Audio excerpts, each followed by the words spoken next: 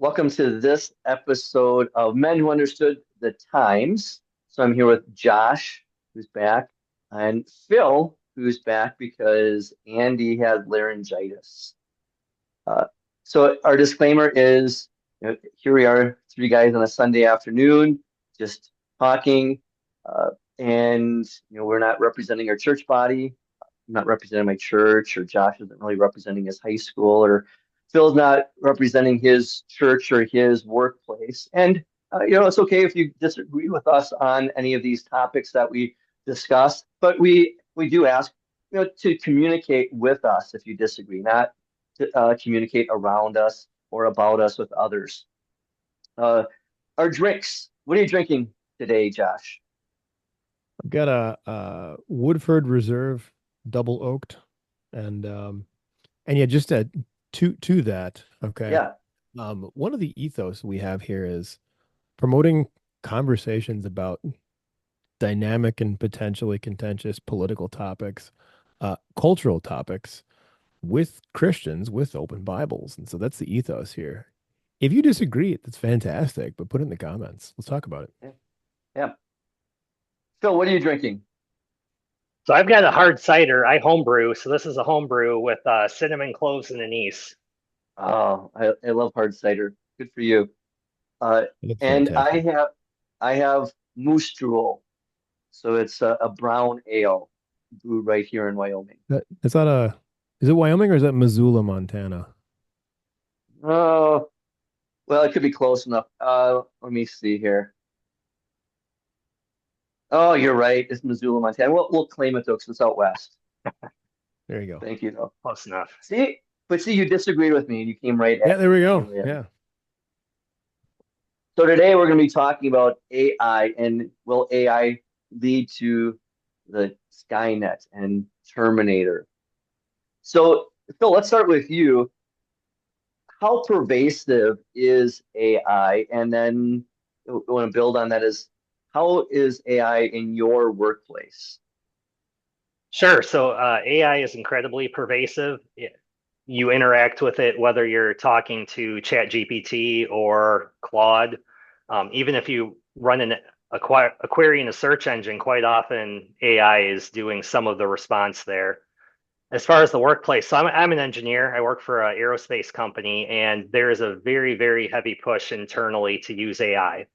Now, the AI we use is a little bit different because we're working in a world where we have to think about things like export control and international trafficking of arms and such.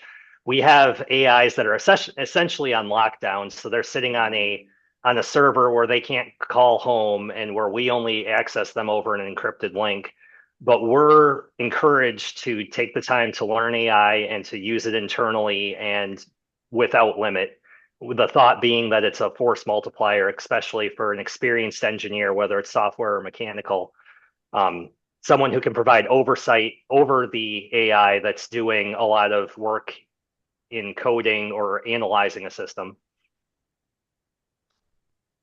How about you, Josh? What do you know about how pervasive AI is? And then the same thing with you, with it, whether it's teaching or for your students using AI. I had um a situation a couple of months ago where AI is this pervasive. Um I've given up on cheat preventing or the prevention of cheating in my chemistry classes. Um I will send kids answer keys and say like here's the program now. I'm going to give you so here's the lesson, we'll discuss this, we'll do the lab. And then you guys got to practice the algorithms. Um, I mean, like stoichiometry, not the algorithm, capital A. And then here's the answer key. And so as you go through this, you try to do the problem, and then you look at the answer key to see if you, or if you get totally stuck, how to untangle yourself, or are you correct? If you can't sort out how to get from A to B, then you email me and say, like, instead of saying, hey, I don't get number seven or whatever, you say, hey, why is the molar mass of this thing 48.62 and the second denominator of number four? Like, okay, I can answer that question all day. Where I've seen AI, and again, it's in incredible how pervasive it actually is. Um, every year I write dozens and dozens of letters of recommendation, and we have forms for this. Um, I had a kid who was going for an aerospace firm, actually, Phil, and he needed a very particular odd series of questions answered that none of the templates that I had would work for. And so I said, "Hey, man, why don't you come in during your lunch today? I'll like interview you because I don't know these things about you looking at this form, and you can just answer them and I'll write it right in front of you." So he came in and I projected my screen onto my main display. I have a 120-inch LCD display in the back of my lab. And I interviewed him and I typed the answers in real time and added a bit of my own little flourish to it. And then I said, here, go to the secretary. I just emailed this to her, print it off on our letterhead on the heavy cotton paper, and then I'll sign it with a fountain pen. It'll look really nice and you can mail it in. Um, he came back into my classroom reading it, like really reading it for the first time. And he looks up and he says, "This is fantastic." And I said, "Well, I mean, it's like it's free of syntax errors, but thanks." He's like, "No, like this is really good, and you did this." And I kind of looked at him bewildered, and I'm like, "What do you mean?" He's like, "No, no, but you did this." And I said, I'm not following you, man. What are you talking about?" And he's like, "I watched you personally type this without using ChatGPT." Like, oh. Go. And I said, Yeah. I, "This is a B, honestly. Like I could frankly do probably better than this. Um, anybody who's my age can do this. What I just did is not at all unique for a person in their mid 40s who has a college degree. Um, he's like, I can't write this. Like what you just did, I could not replicate that without using AI. Like that's a problem. Yeah. And here's the thing. Um, I think all three of us had the same sort of a thing, the same ethos for why you had to why you had to memorize your times tables when you were a kid, because your teacher said, "Well, it isn't as though you're going to have a calculator in your pocket when Right. you're older." Yeah. Yep. So yeah, there's that. So now, what's the ethos for learning how to write? Because it's hard to learn how to write and write well.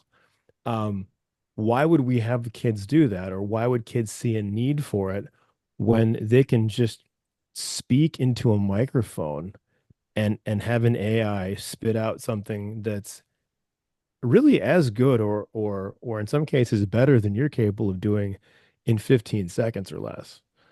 That's a problem. Yeah. And what you were talking about in the beginning there of students using this to cheat. There's a one of my college students a couple of years ago. She was just in tears.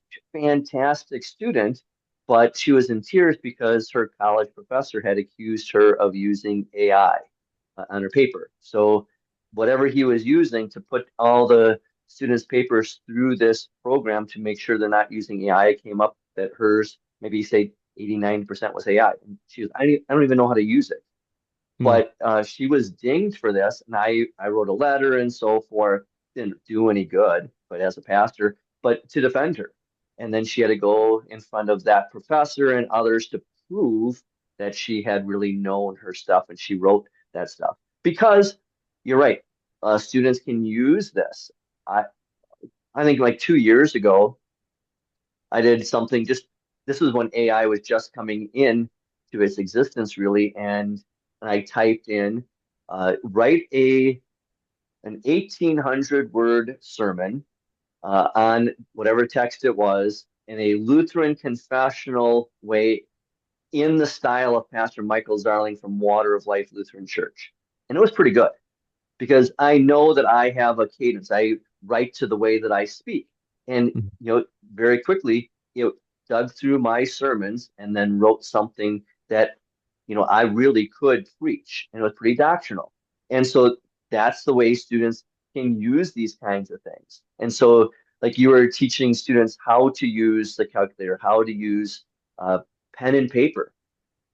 When I teach catechism class again this fall with my new students, in the past, what I had been doing was I would give them assignments and they could fill it out on the computer and put it on Google Form and so forth. Now I would not do that. Now I would tell them, you handwrite this. It'll be much more difficult for me to read their sloppy handwriting, but they're going to be more creative. And, I still handwrite all of my sermons and then I type them and then I memorize them. Because for me, I think it's more creative. And if you look at my handwritten notes, there's arrows and things crossed out. You can't do that on the computer, but Hmm. we're losing that creativity. A couple other things before we go to the next point too is, uh, you know, if you watch any sci-fi, it's Terminator, Wall-E with all the fat people on Axiom, Blade Runner, Star Trek Next Generation, where you got uh, Data, you've got iRobot. All of these having to do with AI. They're looking into the future. Uh, I found this somewhere. I thought this was a good analogy too. Uh, if you're uh, Jenny Weasley has a book in Harry Potter that'll talk to her. And her dad, Arthur Weasley, says, never trust anything that can think for itself if you can't see where it keeps its brains. Okay, that's from the Chamber of Secrets. He's talking about Tom Riddle's diary, and that's he who shall not be named Lord Voldemort. Well, there's a parallel with AI. If you can't see the brain that's creating all of these things, you have to be wary about it. And that's the next thing. Phil, talk about how AI can first be a useful tool, and then you can talk about how it can become dangerous. Sure. So again, as an engineer, the most useful thing for me is to have it write code. And it's very good at writing code because most of the AIs you're interacting with are called large language models. They've been trained on large corpuses of the human language. And so they understand the rules of language. And if you give it part of a sentence, it has a pretty good guess of how that sentence should end. And that translates very nicely to computer languages, which are even more logically structured and have less exceptions than like the English language does. So these models have been co-opted by the software industry and the engineering industry to just churn out tons and tons of code. So that's something I personally use it for, both at work and then as an individual. And so then I kind of retain the creative oversight and I retain the responsibility of making sure I'm getting something accurate out of the LLM, but it does the dirty work, so to speak, of generating the code that will run. Yeah. And I'm going to guess you're a handy guy. You use tools. Yeah, If you use a handsaw, you can cut down a tree, but it's going to take a lot longer to do that. Uh, right. but the thing is, you use a chainsaw, you're going to get through that tree a lot faster, but you're going to have danger of, dropping that tree on your house or yourself or cutting off a limb and so forth. And it's the same thing when you compare it to AI. It's just a tool and it can be a useful tool. Uh, one of the things too, I don't think people realize is that AI can, because we don't have any laws written on these things, AI can be used to steal other people's property. You know, I own my own sermons kind of in a way I wrote them. Okay. No one's going to pay me if they find my sermons online and then use them for writing their sermons.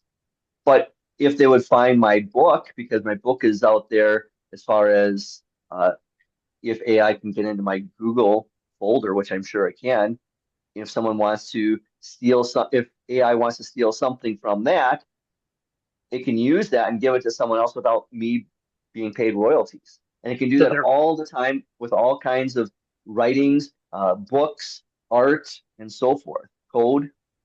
yep, Anthropic got sued last year to the tunes of billions of dollars because they had used pirated books that were found on the internet but pirated by someone else to train their model. So Yeah. that's a very real threat. If there's any way to access those documents, legal or illegal, it just adds to their ability to train their models. Right. And, again, thinking of it as a useful tool. I'm a Star Wars fan. You can see the potato heads behind me. They're Star Wars themed and so forth. And I would say the first three movies that were made were good. The next three, are debatable whether they were good. The last three were slop. They were awful. I won't watch them, and I won't encourage my grandkids when they're over in our movie room to watch them either. And a lot of the other Star Wars stuff, except for the Mandalorian that came out, that's all slop too. I've seen better things that are fan created using AI, taking what was originally designed by George Lucas and then creating those thoughts and putting that into AI. And that's better than what Disney and so forth is spending billions of dollars on a TV show or a movie. And so, yeah, you're taking someone's intellectual property, but they're not getting paid for it. But it's doing something that is better than what's being given to us now. And so maybe in that way, you can use that tool as something that's creative. Uh, Josh, why don't you touch on that thought too? That AI, how can it be useful, but how can it also be a dangerous tool? I think that it's well, smart gadgets writ large are incredibly useful. Um, I had a thought I wanted to touch on quick for the teachers out there who are really concerned about kids cheating.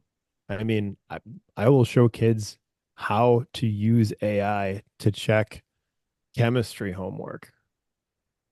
I can't fight it, but it's like actually you guys Perplexity is probably the best. If you're paying for Grok 5, that's better than Perplexity, but this one's free.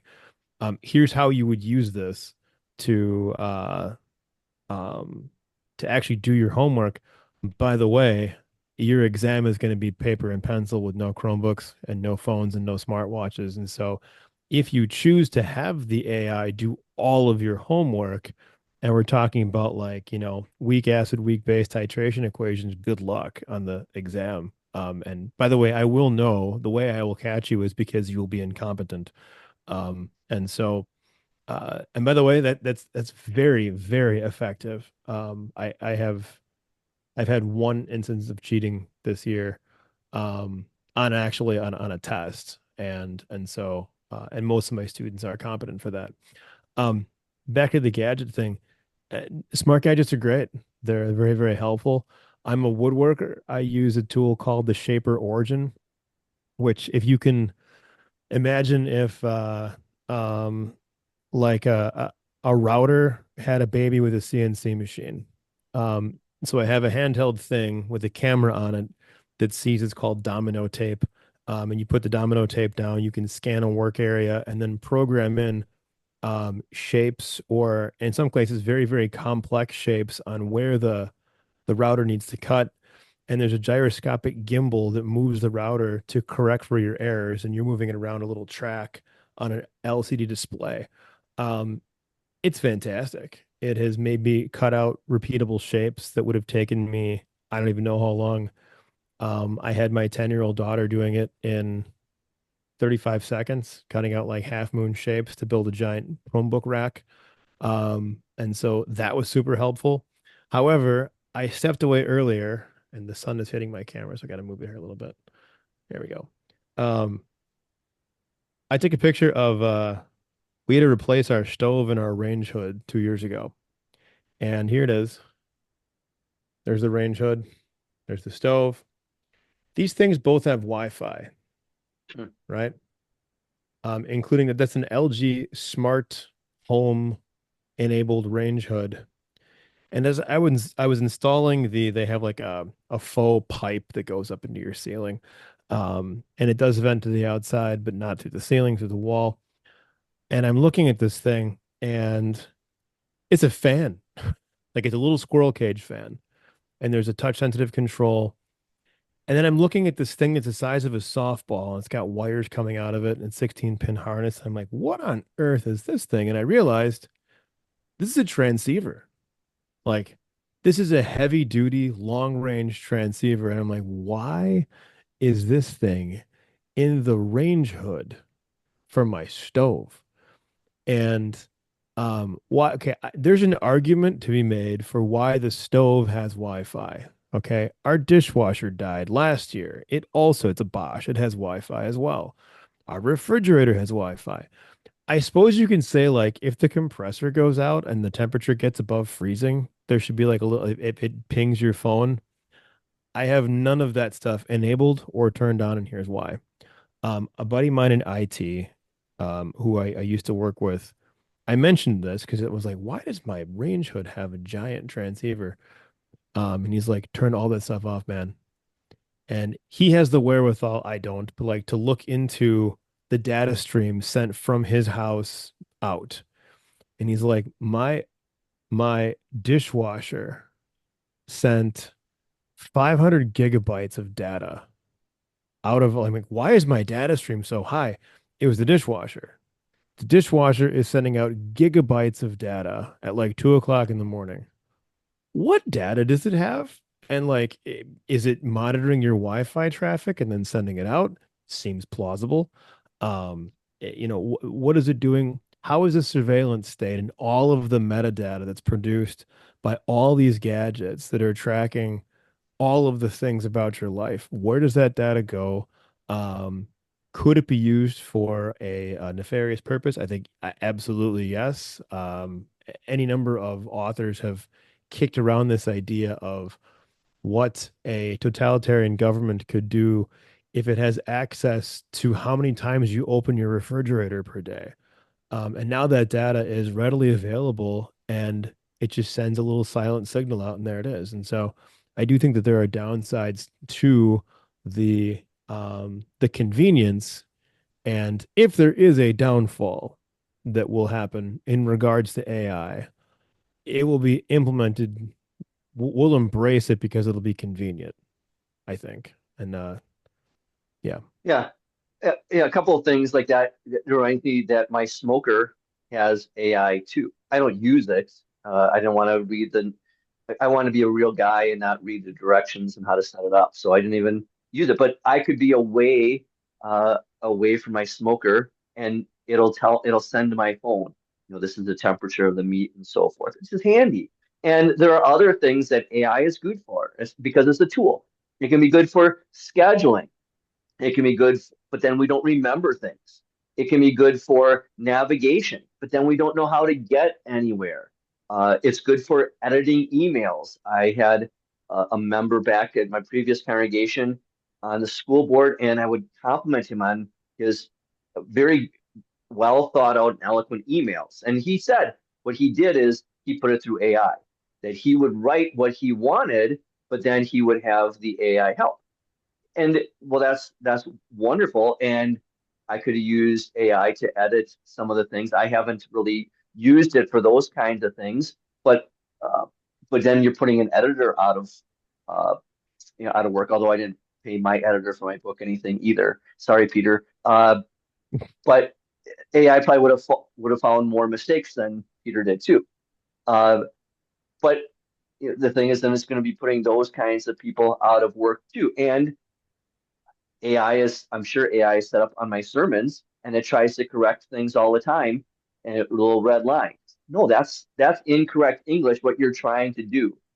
So that's part of it too. And the more gadgets you have, I remember talking to my grandfather decades ago when I was a teenager because he got a pickup truck. He was a real man, World War II vet, Battle of the Bulge, and he had gotten a pickup truck with like electric windows and things. And that was like a brand new thing. Well, those are the things that break more often, as opposed to just you push down and you just have the radio. In fact, I saw an ad for a pickup truck that is just basics. It's like $20,000. You can Mhm. have just the basics. You don't need a radio because a lot of times people are going to use Bluetooth. You don't have to. You can get power windows. You can get power this or that, but it's all add-on. And right now, what you were saying, Josh, is all those things come with it. And with this too, it's important to understand. This leads to the next point, though, is to understand that it can be a tool that you think you're using properly, but it's not, it's improper. And I learned this one from another podcaster, Mike Rowe. He's got a little bit bigger show than we get. He probably gets like, yeah, a little bit.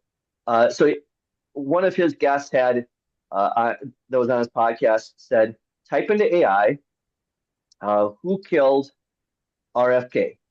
And AI says Sirhan Sirhan came up very easily, and I did this myself.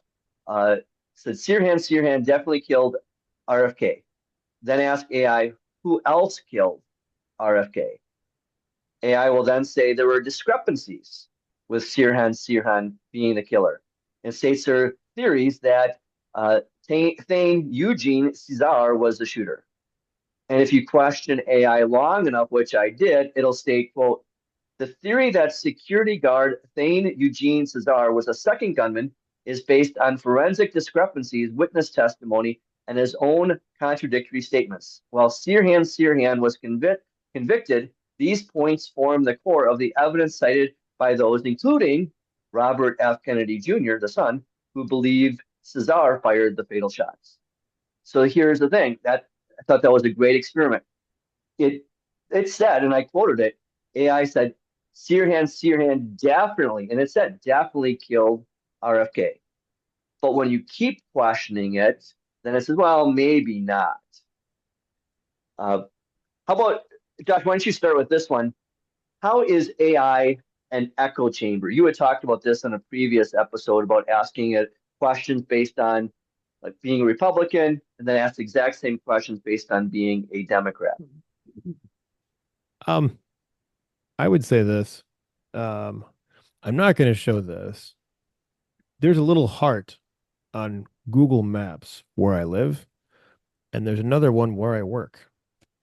And if you say into the browser, navigate home, it loads the address where I live and shows me the best route given traffic conditions at that point. I never told Google where I live, Mm-hmm. right? Um, and so I didn't tell it where I work. It just knows because I have the location settings turned on my iPhone because otherwise nothing works. Um, the price tag for the convenience, so I'm guilty of this too, is that it's able to pattern you. And where did I go the other day? Um, I met my pastor for lunch at a local Mexican restaurant called La Fuente. And it's right up the street from where I work. I didn't Google it. It just knew that I was there. And it was like, oh, you're in La Fuente. See what people are ordering. And it's like, no, Mm-hmm. stop. And it really, it's, it really bothers me because, you know, what can be done that's not good with that. But as far as it creating an echo chamber is concerned, I bring up that it knows where you are and it sends you advertising based on your shopping preferences. Um, as far as like, oh, you go to Woodman's or you go to Pick and Save or you go to whatever your local store is over there.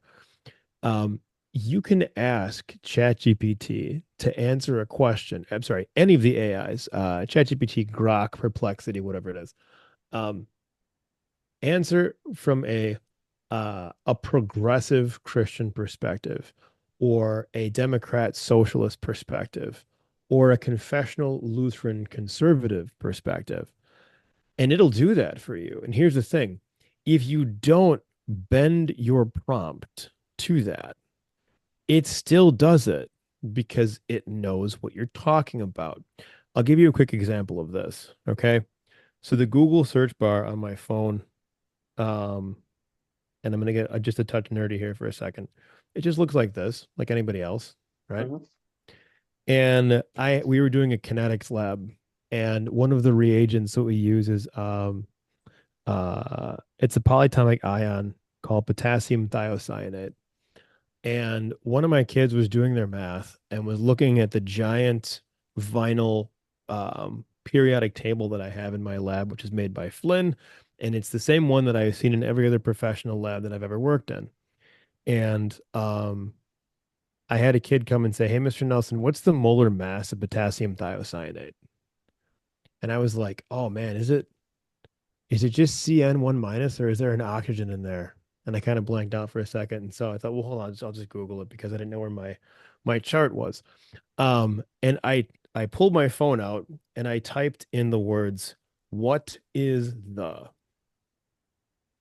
And it autofilled Mm-hmm. molar mass of potassium thiocyanate. That was not a trend. I'm the only person on planet Earth who asked that question at that particular morning. Okay. That's such an absolutely random esoteric question. my phone had been listening to me. Okay. Okay. And you can try this one too. I thought of, okay, how can I test this?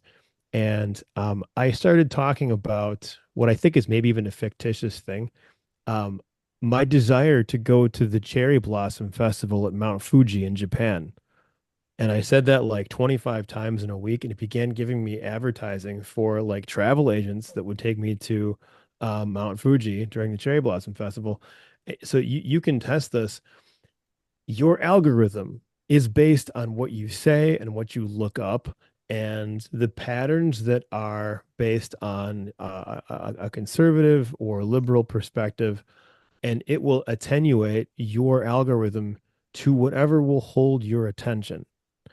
And so, um, if you are of X, Y, and Z political persuasion, okay, you have a media profile with tens of millions of data points, and the goal is to keep you engaged. Why? Because they make money that way. You can get ads and clicks and whatever else. The longer that you sit there and doom scroll and consume this content, the more money the advertisers get. That's how the game is played. And so, first of all, you are seeing only one side of the perspective. It's vitally important that you know that it's only one perspective. Um, and the second thing is that it's going to show you things that make you angry. It's going to show you things that make you sad. And it's profoundly good at doing this. All right. Um, my wife and I were sitting on the couch doing this the other day, and this happens over and over again. And I'm going to try to find the reference for this because this is in a video by a corporation that helps you fight psychological warfare tactics. And it's like, just watch for this. And I tried it, and it's true. Okay. You're going to have three posts that make you viscerally angry. Then a post about like puppies that are dying from some random disease and with like Sarah McLachlan singing in the background, and you feel like a deep emotional ping, right? And you scroll up, it'll be an ad for something. All right. And there's a psychological technique behind this. And just watch out for that. So it'll be like politics that'll make you angry, politics, child dying of leukemia. Okay. And then like an ad for dog food or something like that. And it's supposed to be very, very effective. I will admit this has worked on me. I've ordered stuff because I had an emotional hit followed by an ad when you're in that emotional state. We ordered I'll confess to this. We ordered dog is human because one of our dogs is a pit bull mutt. She's a fantastic dog. She's a tiny pit bull. She weighs like 38 pounds. And like many other bully breed dogs, she's itchy and has like she's allergic to, I think maybe oxygen. I'm not sure. But so um, the phones, my iPhone and my wife's iPhone heard us discussing this in a concerned way because Apriquil is very expensive, and if you keep on feeding a dog Benadryl, or what's the other main antihistamine? Not Benadryl, but prednisone. Okay, you can't give a dog prednisone indefinitely; it damages their kidneys and their liver. And so we're gonna try this, and like this popped up after an emotional ad. It was like, "Oh, this looks good. I'll try this." And I clicked on it. I'm like, "I'm an idiot. I just fell for the thing. I did the thing got me, and I knew it was there. Yep. But this looks good. There's like reviews that say it works." And I checked it on Reddit, and the Reddit reviews are good. So, I mean, Yeah. you've got to be aware of the echo chamber that's forming. You have to understand as a Christian consumer of the interwebs that you are not being given the whole picture, and the little narrow slice you are being given is designed to bend what you think. Yeah. And I remember this is years ago. And I was writing for a Wells website, different articles and so forth, and then I would share those. And one of my members back in Racine said, "Well, Pastor, I don't think that you know your writing and the Wells website should be advertising these bathing suits and so forth. That's not appropriate." And so she was chastising me. And then later on, she texted me, "I'm sorry, I was searching bathing suits. That's why that ad came up." Okay, it's not that we were using them. Okay, she was using them, and that's what's going to come up. Uh, with this, Phil, if you want to answer it this way, why is it important for us as Christians to remember AI is an echo chamber, but with this caveat that mankind is inherently sinful when using AI, and the programmers are inherently sinful. Why is that important? Sure. Yeah. So the AI is going to want to keep your attention as long as possible to get you to either pay for a subscription or to, as GPT has announced, they're rolling out advertisements within the AI itself, where you'll get advertisements as you proceed to converse. And so from the developer's standpoint, right, they're there to maximize profit for the company, right? And so their intent, sinful or not, is to be profitable, right? Which is in itself is not a sin, but it can also go further than that if they are trying to capture your attention beyond what they should be capturing, right? So, anything is lawful, but not everything's beneficial, right? A couple minutes with an AI to discuss something or to, like for example, besides coding, I use it occasionally to test arguments before I start writing about something. That's great. But if I go and proceed and have it write the whole article for me and just, copy paste, upload, that's not great. Or if I spend hours and hours and hours and get captured on there, like we might get captured on social media, or like we were talking about last episode with video games and gambling, an irresponsible use of time, can be encouraged by the developer and can also be, realized by us as we're using it. Yeah, and I think it's important for people to understand that uh, people that are writing, the code for AI and so forth, they're going to write it from a humanist viewpoint, not a Christian worldview. And uh, at best, it's going to be humanist. Some believe that it's demons in the back end of it. I'm not going to go that far, but okay, if it's humanist, pagan, they're not going to give you that Christian worldview answer. Okay, unless you're prompting it to do that, like Josh was saying before, but even more so, just understanding that it's always going to have that echo chamber of something that is not going to have Jesus Christ at the center of it. So you have to know that going in. Uh, Phil, why don't you talk about this? Because I think this is where the real danger comes in about AI replacing real human relationships. Yeah. Okay. So let me take half a step back and Yeah. continue your thought there, right? So AI, when we're training AI, which is mostly large language models, the large language component is they take the corpus of basically everything that's ever been written and train the AI models on that to learn human language, to learn thoughts and patterns. So that's going to incorporate some Christian, some Islam, some every religion under the sun, every philosophy under the sun. It's going to incorporate every viewpoint you can imagine. And so you can kind of think of the AI as just being an agnostic that knows a lot of stuff and can talk to you about it, right? So the viewpoints are going to be within the domain of what it's learned, right? But it can't be creative, right? So it can only be derivative of what it's given. So it can only be a derivative of what humans have experienced and written down to date, right? And that's kind of like when we talk about, Satan can't create either. He can only pervert what's there, right? So the AI can use what's there, and it could give you some really good answers. It could give you some really bad answers. And then, so I just wanted to dovetail that onto the thought you were Yeah. thinking. As far as replacing human relationships, absolutely. I mean, there are people that will trust AI closer than their closest friend because they don't want to talk about, some sensitive issue. There are people that have attempted to marry AIs. They marry Mhm. their robots that have an artificial intelligence in them.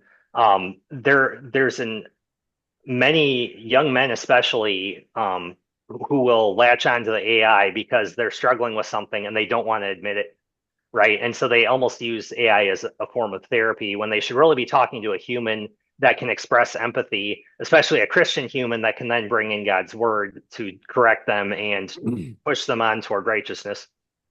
Yeah. That's some Bible verses on why human relationships are so important. Proverbs 17:17. A friend loves at all times, and a brother is born for a time of trouble. Ecclesiastes 4, two are better than one because they have a good reward for their hard work. If one falls down, his companion can lift him up. And then one more, First Thessalonians 5:11, Paul writes, encourage one another and build each other up just as also you are doing. Yeah, because here, looking at the two sexes, so women have bought into the feminist lie that they're equal in men in every way. And so they don't need a man in their life. And then the women say they want a man who agrees with their thinking. And then when they find those men, well, then they're disgusted by them because they're just these weak soy boys. Men have encountered feminist women who don't want anything and they don't want anything to do with them. So what do? They stay in their parents' basement playing video games, watching porn. Women turn to AI because they want a man who agrees with them. Men turn to AI for a woman who meets their needs. Uh, so not the B, and that's my main news source. This was a survey in April of 2025 of 2,000 Gen Z respondents by the AI company Joy AI. 8 in 10 said they consider marrying an AI partner. 83% said they could have a deep emotional bond with one. AI companions appear to be Joy AI's bread and butter. On its website, you can chat with pre-made characters or make your own. And the company calls these AI relationships. Uh, my personal plea to Gen Z is like Elrond in The Lord of the Rings, is just cast into the fire. Josh, why don't you talk about how AI is replacing human real relationships? I'd read similar things about engaging in a marriage relationship. Um, and it is remarkable the degree to which we are willing to use the stamp or construct, I guess, of marriage outside of ways that God wants us to do that. And you could think about same-sex relationships. Is a same-sex wedding actually marriage? Well, not if marriage is defined as God defines it. And there's people marrying their pets, people marrying trees, and I'm not sure what fulfillment that brings. I think that the AI is dangerous because you can have a conversation with an AI. The conversation could be very interesting for two reasons. Number one, I think the first commandment, you shall have no gods before me, um, or you shall have no other gods. It's the first commandment because it's the easiest one to break. We do tend to make ourselves God in our own lives. And here we have this very interesting algorithm that as Phil said before, can download the entire corpus of human knowledge so far as it's been written down in somewhere in any given topic, and then just respond in a way that's interesting and intellectually stimulating, like indefinitely. That's not a good thing because it's not real. And um, the other thing is that it's not going to challenge you academically, morally, intellectually, spiritually, unless you specifically tell it to. And um, there's been instances of suicidality because, in particular, with earlier versions of ChatGPT, you can have it respond in a male or female voice. And so you can have it almost sounds like you have your girlfriend on speakerphone and she's talking to you. Except that with the earlier versions, there were a pre-programmed or predetermined number of responses before the AI would dump its memory because it's cloud-based, and you can't have everybody having limitless memory with this gigantic matrix of data. And so, like after I think it was 2,500 responses, it'll wipe the slate clean. And you essentially, as you've been slowly tweaking this thing and it's been watching you and building a profile on you, all of a sudden it's gone. You're experiencing the same emotions as death of a loved one. And so, if the question is it plausible that you can have this replace human relationships in a very narrow and shallow and very dangerous way? Yes. And in all the ways that are bad and will lead to sin, and I think in none of the ways that are good. This is not the same thing as having like a Furby or those little Tamagotchi pets where you have a little LCD thing you've got to feed every couple of hours. This is something that will give you moral advice and not from a consistently biblical worldly perspective. And the longer that you go with this, I think the more difficult it will be to tear yourself away from it and talk to a real person. Yeah, the big Yeah. thing that I talk about with people with AI is it will always affirm you. Okay, Mhm. it just keep you there Unless you tell it because, to challenge you, then it well, will. yeah, yeah, But even but then, that's it's affirming you. It's challenging you in a way that it knows that you like. Yeah. So, yeah, because just like with doom scrolling and everything else, it wants to keep you there. That's how it makes its money and so forth, and so it will keep affirming whatever you are, your decadent behavior. That's what the world does, and that's what AI is doing. Phil. Oh, I was just going to dovetail on what Josh said. And there's also part of the appeal, I think, is you're getting something for nothing, right? You're getting the affirmation and you're getting the relationship without the costs that a real flesh and blood human being would have, right?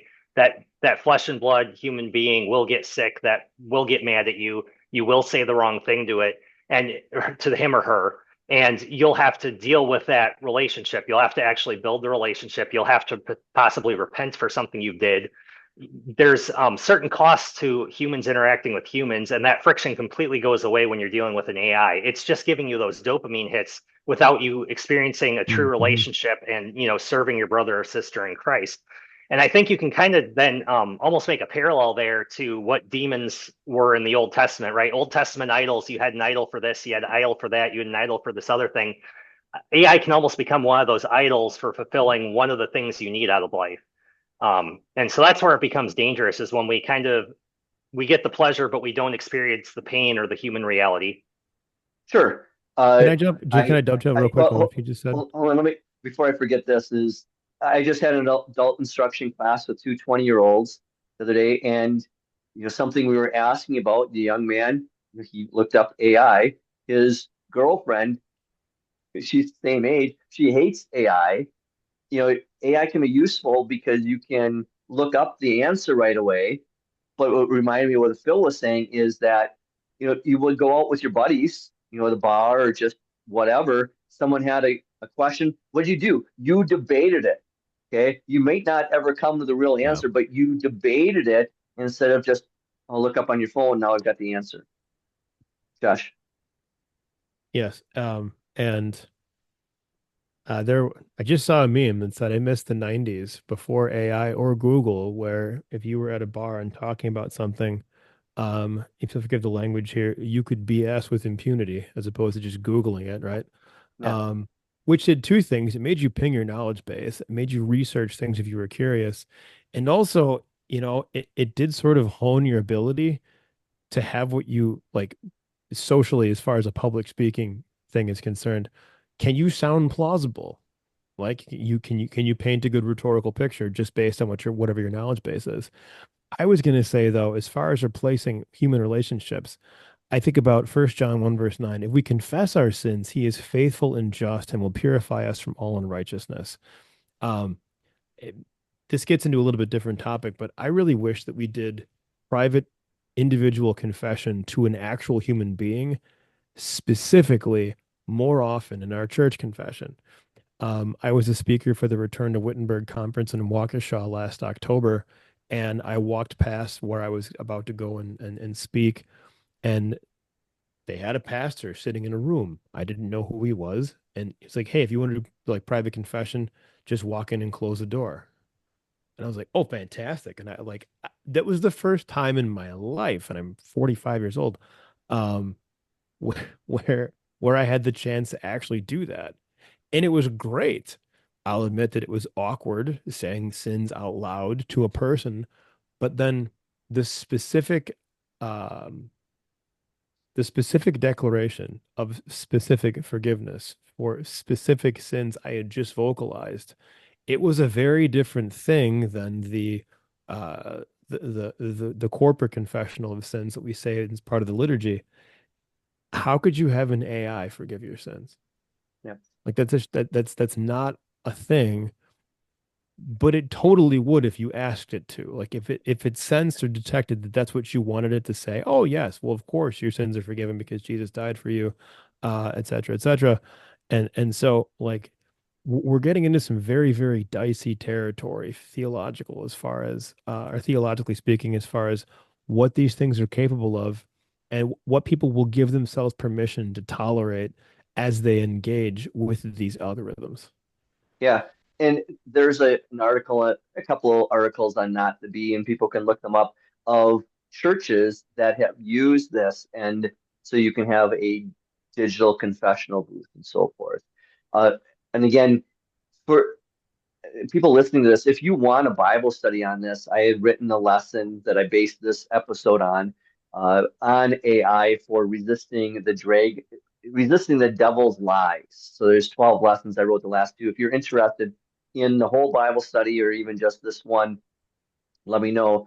Uh, this leads into another dangerous part on uh, AI as digital necromancy. So necromancy is a grave sin because it's really just using uh, people that are dead. And this is what the Bible has to say about this. You guys didn't even get my dad joke there, but the necromancy is a grave sin. Come on, Phil. Oh boy. I Let got no it. I one got be it. found. Let no one be found among you who makes his son or his daughter pass through fire, or who uses divination, or who engages in fortune telling, or who observes omens, or who practices witchcraft, or who casts a magic spell, or who consults a ghost or a familiar spirit, or who inquires of the dead. And Leviticus 19, you must not turn to mediums or to spiritists, and so become unclean through them. I am the Lord your God. So, an example of this is Manuel and Patricia Oliver, whose son uh, Joaquin was killed in the 2018 Parkland shooting. So they created an AI version of their son to speak against gun control, and more, I guess, speaking for gun control advocacy. This AI, Joaquin, was trained on his writings, posts, speech, and then he was used to speak to lawmakers, and he was used in media interviews. In fact, Jim Acosta did Oh an yeah, I saw that. interview with AI in the AI Joaquin in August of 2025. That's bad enough. But then the father said in subsequent interviews that his wife talks to their son, AI son, all the time. Okay, there's that danger that we're talking about here. Or uh, again, an article from Not the Bee. This is from November of 25.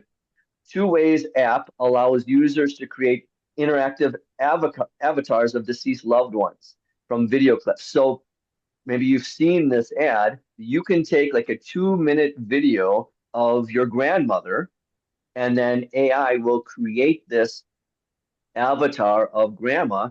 And then in the ad, they have grandma has died, say of cancer. But now the mom, the daughter is going to be talking to mom about her son, so the grandson. And then later on, they have the grandma talking to the grandson who is now an adult and so forth. That is dangerous, okay, because you're not really talking to the real person. And here, this is something that I want pastors who are watching this to think about, because you know we're naive.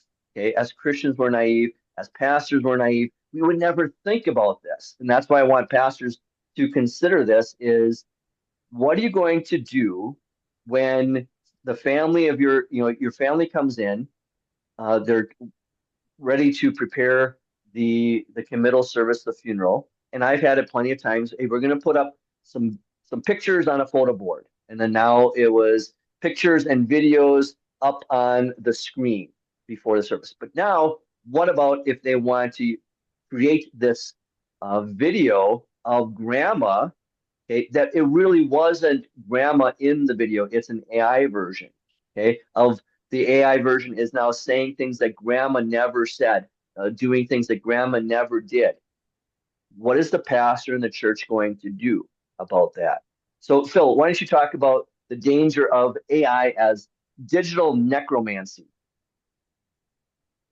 Well, it's entirely fictional, right? It's taking statistical properties about a person and extrapolating them, right? You can do this now. You can upload a picture to any AI that can do image and video processing, and they will turn that picture into a video, right? So it doesn't even have to be necromancy. It could be someone that's still alive, and you can make them do things that they didn't really do. And so that's the danger is we're twisting the concept of a person as a person and what I recall of that person and making them do things that they never did or never said and maybe wouldn't even consent to. Yeah. Josh. You shall not bear false witness, right? So there's that. I think that covers part of it. Um, Also, I think that you're crossing a line if you're talking to an AI avatar of your dead grandmother, and then asking for advice on anything. I mean, I think what you're doing there is it isn't like you're ripping the wound open again. It's like not removing the knife in the first place. Yep. Um, your your departed loved ones are gone. In a sinful world, this is part of the fabric of our reality. And in order to close up that wound and let it heal, you should go into God's word and then pray and not continue to do a thing that looks an awful lot and feels an awful lot like prayer in so far as going to whatever your interface device is, be it a computer or a cell phone or an iPad or whatever, and asking grandma more questions about what she would do with X, Y, and Z, and then um, pining and longing for your dead loved one. That's just going to prolong your suffering. Yeah.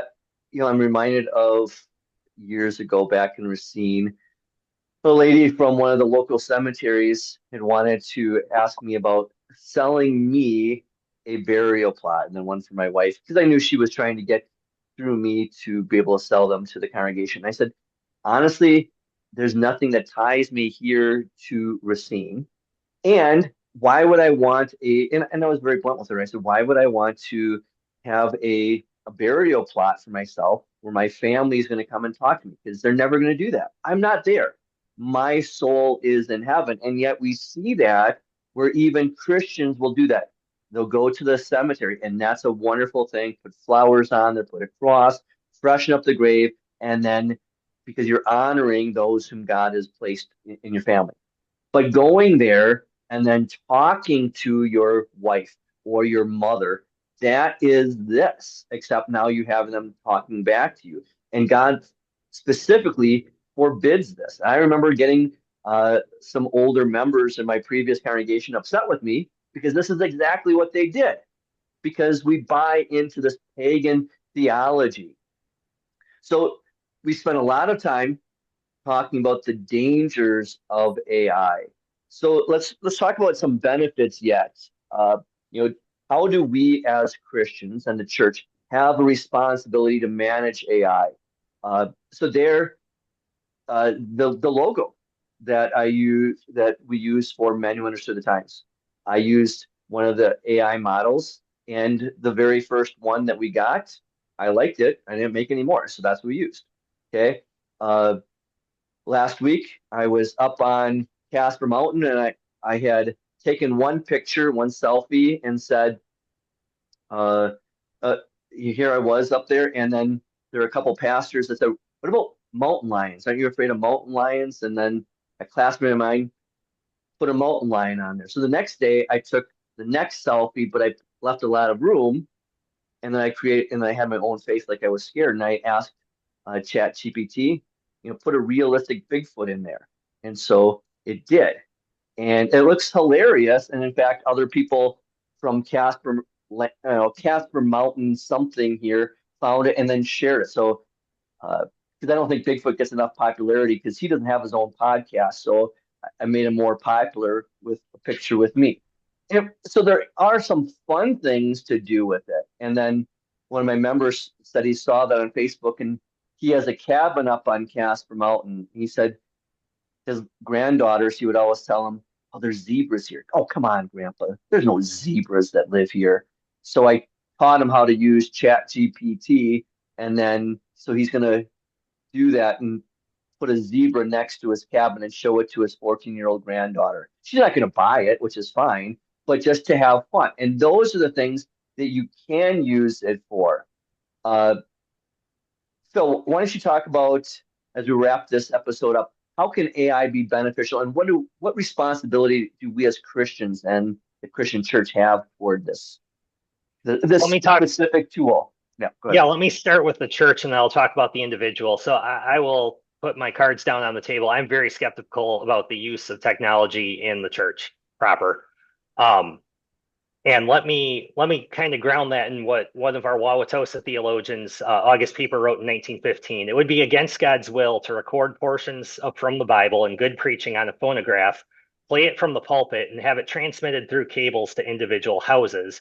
It is no doubt true that the word can be powerful in every method of transmission, but the Lord Jesus Christ is as wise as we are, and in his love and wisdom, he made into apostles, prophets, evangelists, shepherds, and teachers, not machines or a book, even the Bible, but rather human beings, people, special individual Christians. These people he expressly equipped and gave to his church for the ministry. Right. So again, our religion is based on words, right? Jesus Christ was the Logos, the Word. The Word was made flesh and tabernacled among us. And so he gave us words and he gave us embodied and fleshed souls to communicate his gospel to other people. Now, yes, technology can be used, but we have to relegate it to being a handmaiden and not the mistress of the house. And so from that perspective, yeah, I mean, making logos, checking finances, doing stuff like that are great applications of the technology. Applying it, getting sermon outlines from AI, I would be highly skeptical about. Now, again, arguing with an AI over something to kind of get the counter argument, that might be useful. As individuals, the one thing I've recommended to a couple people is Notebook LM. It's a product by Google. And if you open it up, it's literally a notebook where you drop a bunch of files and then you can talk to the LM about those files. The unique thing about Notebook LM is it restrains itself to the resources you provide, unless you tell it to go reach out to the internet or use its own knowledge. So you can drop in good, solid Christian resources there and talk to the LM about it. You can have it make a podcast about what you've uploaded. You can have it make slides and stuff like that. So that's a very useful case because you can constrain what it's considering when it talks back to you.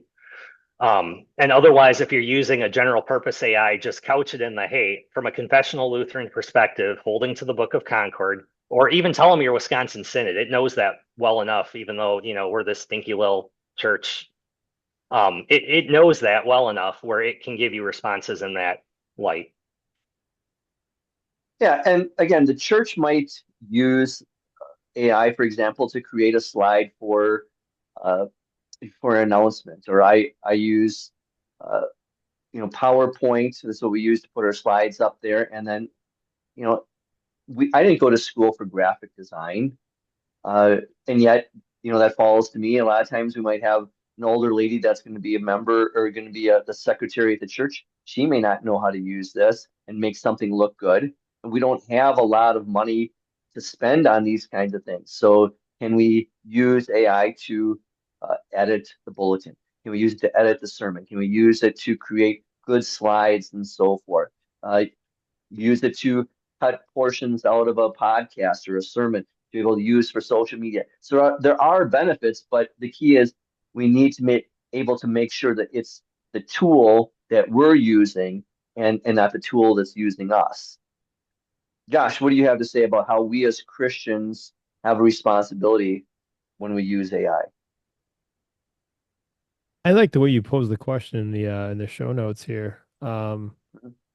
Do Christians have a responsibility to manage AI? How can the church use AI, or can the church afford to be passive in the face of AI?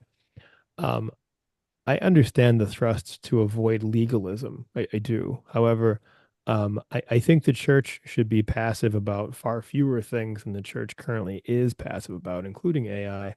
I think that Christians need wisdom in using AI like any tool God gives us. Um, I, like Phil, will be very, very skeptical of um, developing any semblance of a reliance on artificial intelligence, especially if you were a church leader, including teachers and pastors, because if you are just parroting what the AI tells you over time, that will dull your edge. That will dull your ability to discern. And all it takes is one small little bit of leaven to work its way through the whole dough. Um, that would be bad. And to the extent that you have to go into original texts and read for yourself and then compare whatever the spirit of the age throws at you with God's word and say yay or nay on this thing. That is something that requires continuous sharpening. To that end, I do think that AI is very useful as a librarian for certain. I just asked AI here. Um, was the screen frozen? No, it's not. Please give me a page reference for where CFW Walther discusses communism. And here it gives two different, so communism and socialism, minutes of four lectures, 1879, pages 1 through 10. Okay. It's got two other books, one of which I actually have. And so now I know those are rather thick tomes. And I'm not sure, like the indices are rather Spartan on those books if you've ever read one. And so this will tell me exactly where it can go.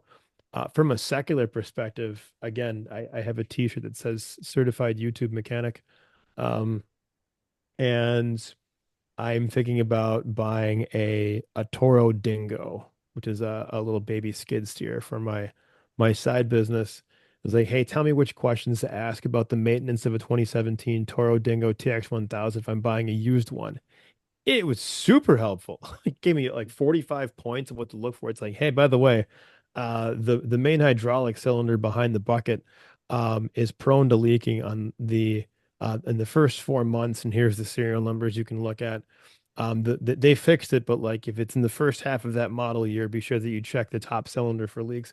That's fantastic. I think it's super useful. It's going to require discernment, and humans always have to be in charge of that discernment because that's how God designed it. All right, so we're going to wrap it up here. So lastly, just reminder, this is a tool, and it's a God-given tool like anything else. And like anything else, the devil will always twist whatever God gives us. Uh, and so we need to remember to use AI the same way we might use uh, social media or online worship. I was talking to Shelly just before we started recording. She was back in Minneapolis, where my mom is residing with my sister. My mom was in the hospital 3 weeks ago. She's back in now, but back then, she was there and she couldn't go to church. And so my mom, for some reason, she thinks that I'm her favorite preacher. Okay. And my sermons, since I moved out here, are not online for her to watch. She wasn't able to worship with us. Shelley was able to find maybe it was her home congregation there in Minneapolis. I'm not sure, but one of our Wells churches to worship at. It's not the best thing to do, okay? But for her, that was the best she could do. It's not the best for our members that can get to church. And the key is whether it's an online Bible study, whether it's a podcast like this, whether it's worship like a worship service like that. All of these kinds of things are just tools to be able to bring people closer together into the community of the church. If it takes us away, then the devil's using that tool to pull us away from Christ, his word, his sacraments. But with AI, with anything else, it's a tool. And if we can use it as God's sanctified children to bring people closer together for worship, for Bible study, to be in God's word and receiving his sacraments together, then we can use that and make it in a God pleasing manner. Till we meet next week.